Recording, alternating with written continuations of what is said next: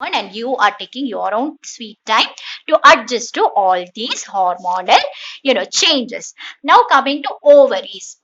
So we discussed that testosterone is the testosterone is a male sex hormone.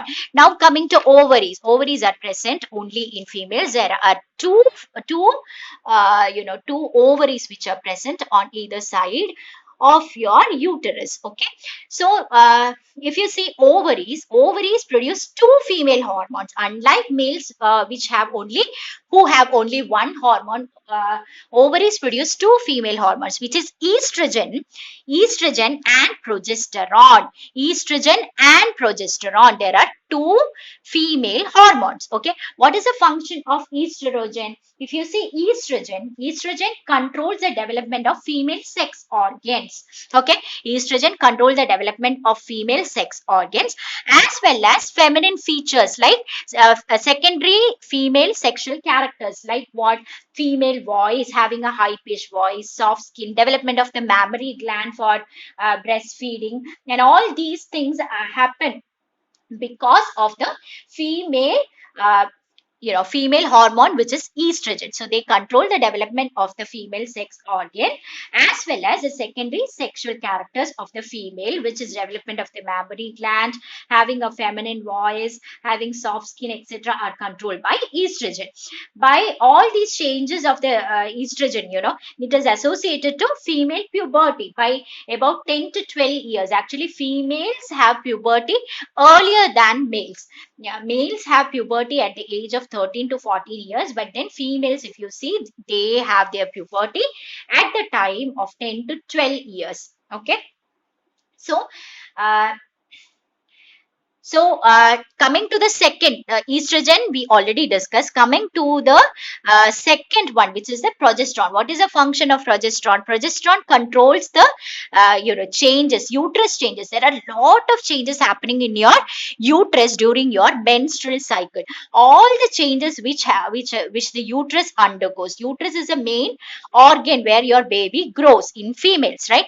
So uterus undergoes a lot of change during a monthly menstrual cycle. Okay. It is not just the 3 days. Throughout the month, if you see, the uterus undergoes a lot of changes in terms of creating more layers, in terms of adding in more blood capillaries and all these things. Also, if you see, your ovaries also undergo a lot of change. So all these things are under the control of progesterone. So the main function of progesterone is to control the changes which are happening in the uterus during your menstrual cycle.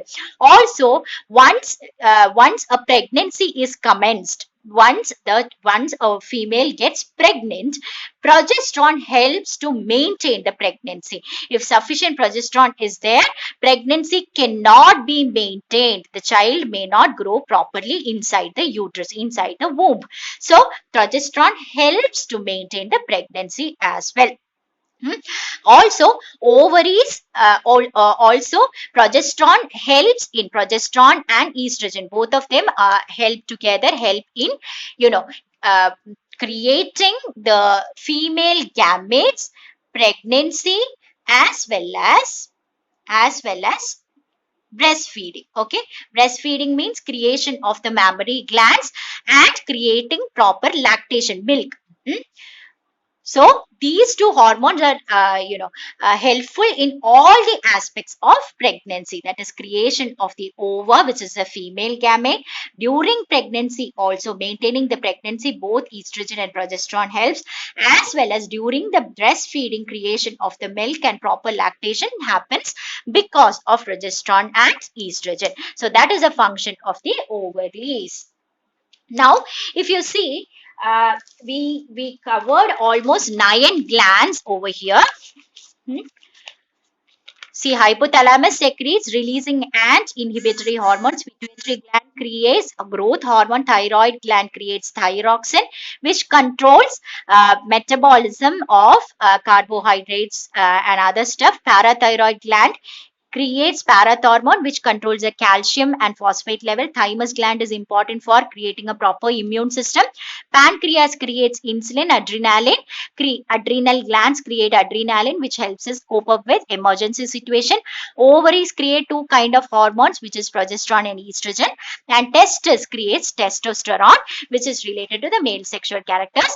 And female hormones, which is estrogen and progesterone, help us in maintaining various aspects of pregnancy and childbirth, etc., and maintenance of pregnancy and other stuff. Okay, so that is it regarding the hormonal system. But then if you see, does it mean that hormones, when does hormone stop getting produced? Is hormone produced always in your body? So the excessive production of hormone or deficiency of hormone both have a very harmful effect on your body. For example, if you see insulin, if it is not produced in a proper amount, we already told the blood sugar level is going to be on a higher side. That means you might end up having diabetes. But then if insulin is produced extra, that means your blood sugar will be very, very low, very, very low. That means you might go on to coma. So if insulin is not produced, you will get diabetes. If insulin is produced in a large amount, then you will go into coma. So the hormones has to be secreted in very, very precise quantity. Okay, so who regulates the production and release of hormones? So that is done by a feedback mechanism. There are lot of receptors which are placed all around your body in order to give proper feedback. Say for example, this insulin itself. See, sugar level in the blood is detected by cells of the pancreas. Okay, sugar level is detected by the cells of the pancreas, and cells of the pancreas actually gives a feedback to the pancreatic glands to say to create or to stop the production of insulin. So cells of the pancreas analyze what is the sugar level, and the cells of the pancreas give a feedback to the pancreatic glands, to secrete more insulin or to stop producing insulin. That is how insulin production is controlled in the body. This is known as feedback mechanism. Okay, this happens why? Because in order to regulate the production of regulate and time, it has to be created in proper time, right? So in order to time and in order to regulate the production of the hormones, this feedback system is extremely important. So what is feedback system? It is a mechanism in which the hormonal production can be timed and controlled properly. So in our body itself, a lot of receptors are built in order to give proper feedback, in order to control the production of the hormones.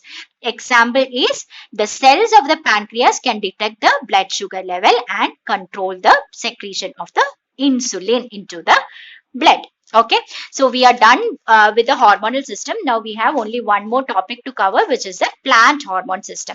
So I have one request to make. If you find these videos to be useful, please share to your friends and do subscribe to the channel, and also please